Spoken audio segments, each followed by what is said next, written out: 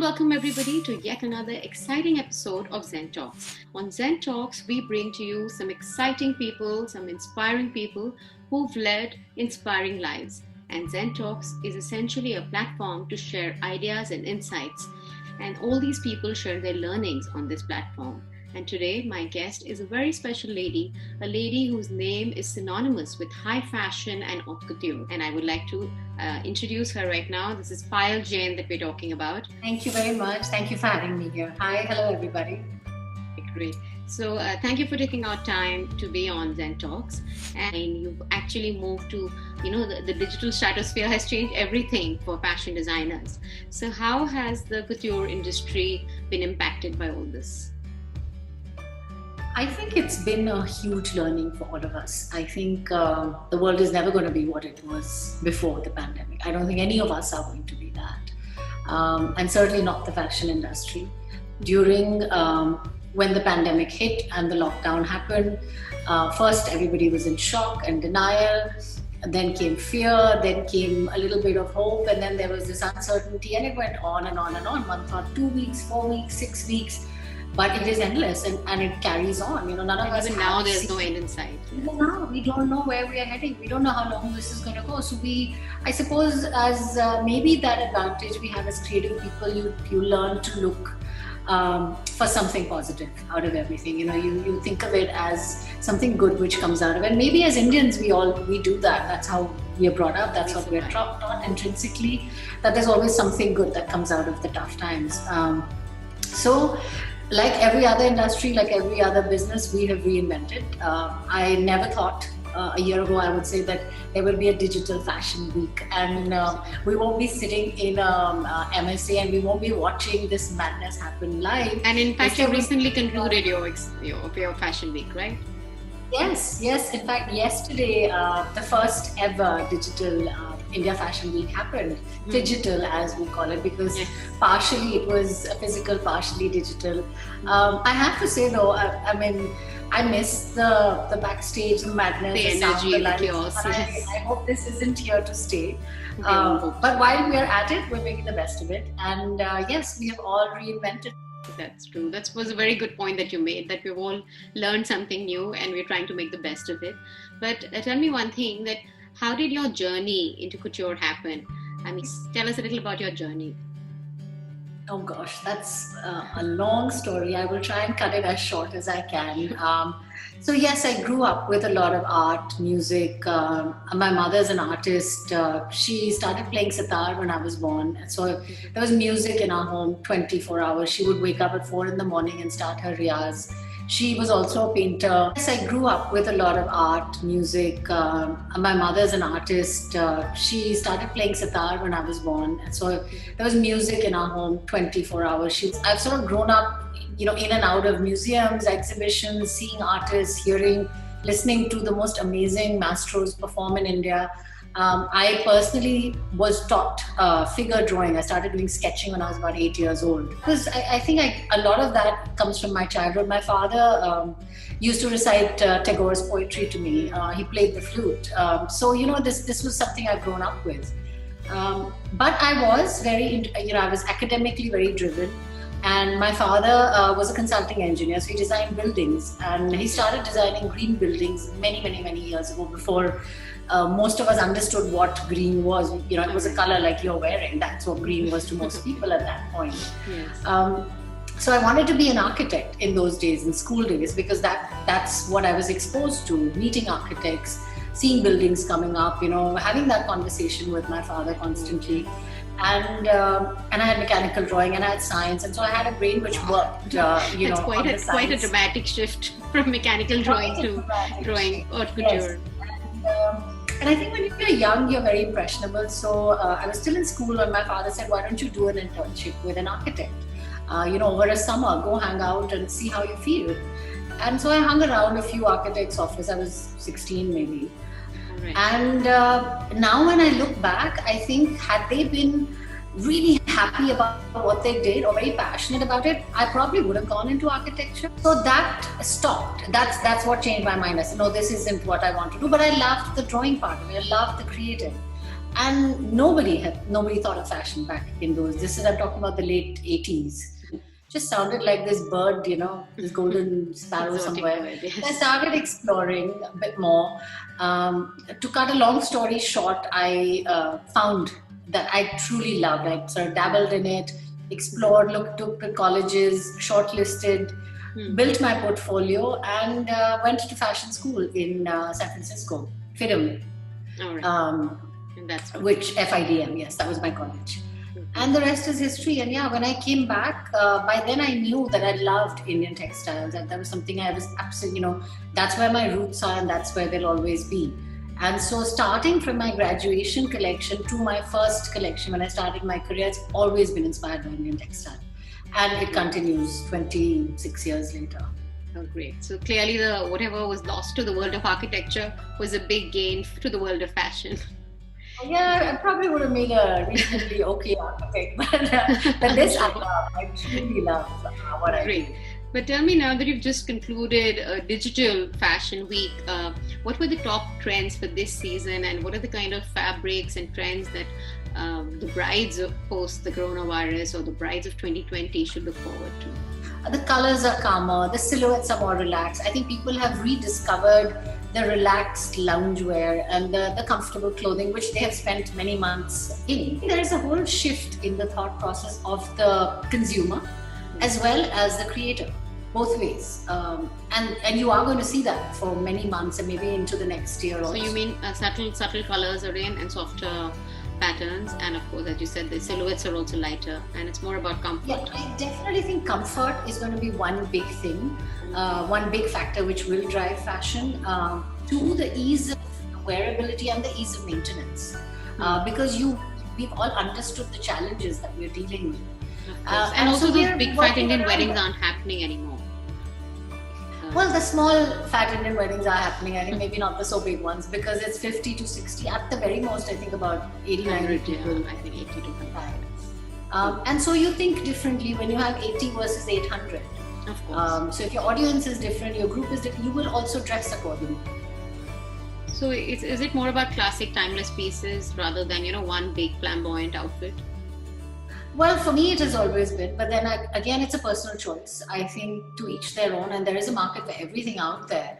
And yes, the classic, of course, will be more favored. But it's not that the over the top will go away completely. There'll still be people who want them, and there'll still be occasions you can wear them too. So I think there's always been a balance, and it's a big enough market for everything. Okay. And what are the top fabrics to look out for 2020 and 2021? Well, I use natural fabrics, and with what has been happening in terms of the planet, in terms of what we are seeing around us, I think more and more people should go to natural fabrics, should prefer things which are not harmful to the environment. That is something I'm a huge advocate of. It's also been involved in the revival of handicrafts. You worked with, craftsmen in Rajasthan, Orissa, Gujarat, and Bihar. So I wanted to ask you that in the current scenario, I do know a lot of fashion designers are coming together and trying to contribute to the rehabilitation of these craftsmen, because they have really suffered through this pandemic. So tell us a little about that with the current situation, what is the impact and how you're trying to kind of mitigate that impact? Well, current impact is there, but it has been sort of progressively getting bad for these clusters over the last 10, 15, 20 years. China gave a huge hit to this industry. Weavers have been committing suicide left, right and center for the last 10 years. It's nothing to do with the pandemic, really. And less people were using Indian craft and Indian textile. So maybe in the last 5 years, I'm seeing more and more young designers going back to our roots and going back and using Indian fabrics, which is fantastic. So I think it has only been reinforced with the pandemic. So it has become, people have become more cognizant to the fact that they need to be able to give work to our own, really, in any industry. We need to create jobs, we need to create work, we need to create livelihood for our own people. And that is not just limited to textile, whatever it is, even products. You'd rather go buy at the local shop than buy online from a foreign brand. I think that shift has also happened with the pandemic. So hopefully it will help the clusters, the weavers, all of that. So it's not something which is new. And I that you saw at Fashion Week is entirely woven in Banaras. All the fabrics are around the, in the clusters in and around Banaras. Weavers, yes. Yes, and that is something I always do. But I see more and more people thinking about that and following that path, which is very heartening. Okay. So we'd also asked our audience for some questions, and we got this very interesting query that when it comes to couture, when someone is spending a large sum of their hard-earned money, virtual may not cut it. So what is your takeaway there? What do you think that if somebody is spending a high-end garment, which is all about handcrafted work, do you think that it can happen without really the touch and feel experience?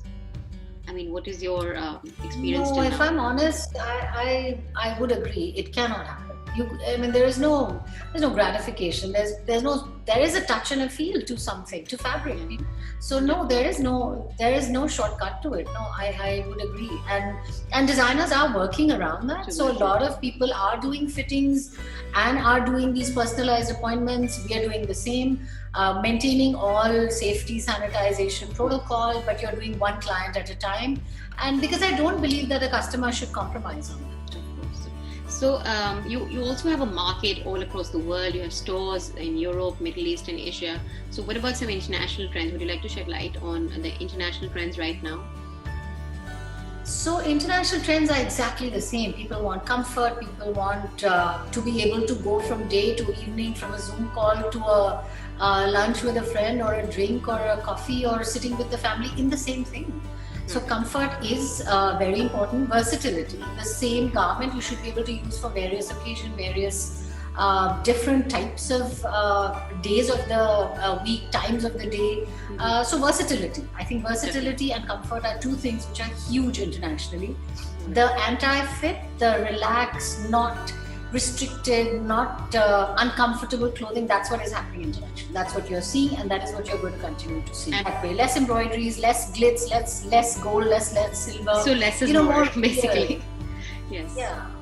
All right. Simpler, easier clothing that you won't get tired of, which will be more classic and more comfortable. Great. All right, Payal. So now we're going to come to our little fun round that we have on our show. So I'm going to start with asking you, what are your 3 major learnings professionally? Rethink, reinvent, recycle. All right. Great. And what are the 3 biggest mistakes that you made as a fashion designer, or as an entrepreneur, or as a person? The 3 things that if you could go back in time, you'd like to change. I don't believe there are any mistakes. I think everything is a learning. So yes, the one thing I would like to go and change is when the lockdown happened. I thought it was going to be 2 weeks, and it wasn't. Yes. That is one thing. If I could change my thought at that point, I would. But beyond that, I think everything is a learning. No, so there's nothing I would. No regrets. No regrets whatsoever. No regrets. They've all, helped in some way to make me who I am. We all make mistakes, but if you don't learn from them, then what is the purpose? Yes, that's true. In fact, I read something like that regret is the misuse of memory. So I think that is all right. Great. So tell me, which is the fashion trend which you just cannot get your head around, that you completely detest? Oh gosh, the gory and the ghastly and the to me, fashion is hope. It's beauty. It's happiness.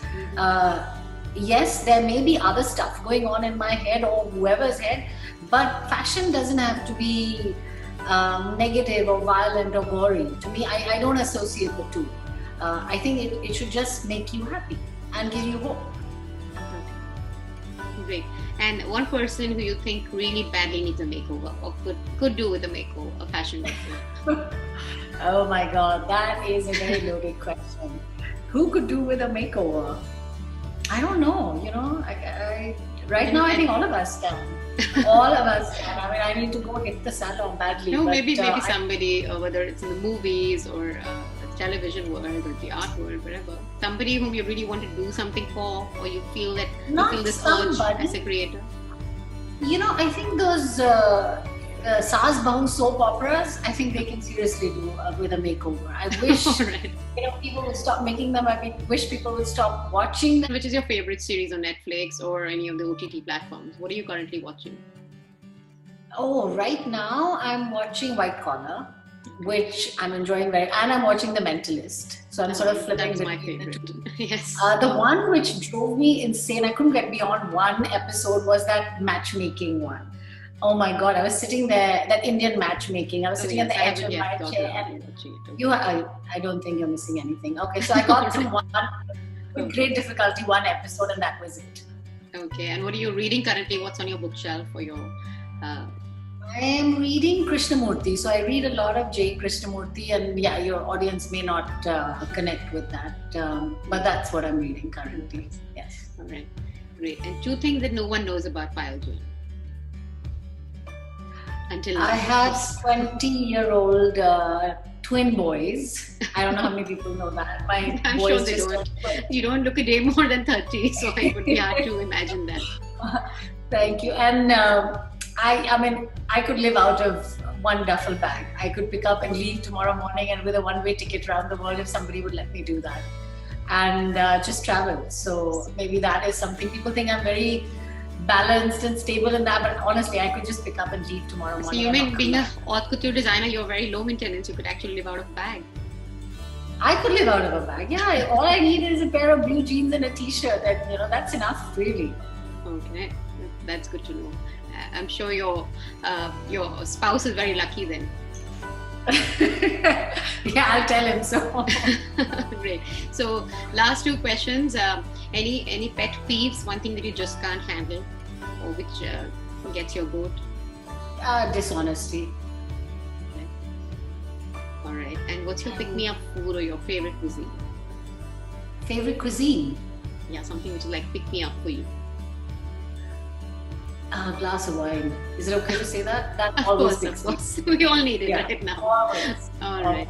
And to all those women who want to be like you, young girls who want to be like you one day, what is the kind of advice or the kind of takeaway that you like to offer? I think the one thing I would like to say to everybody is just be authentic to yourself, and listen to what your soul is telling you, and go that way. And don't get this whole world around us puts so much pressure, and especially on young people. I see that constantly. There's so much peer pressure. Yes. Pressure to be on the Instagram, pressure to dress like this, do that, and keep up with. It ain't gonna matter 5 years later. It isn't gonna matter 10 years later. And eventually in life, it isn't gonna matter at all. So just enjoy the ride.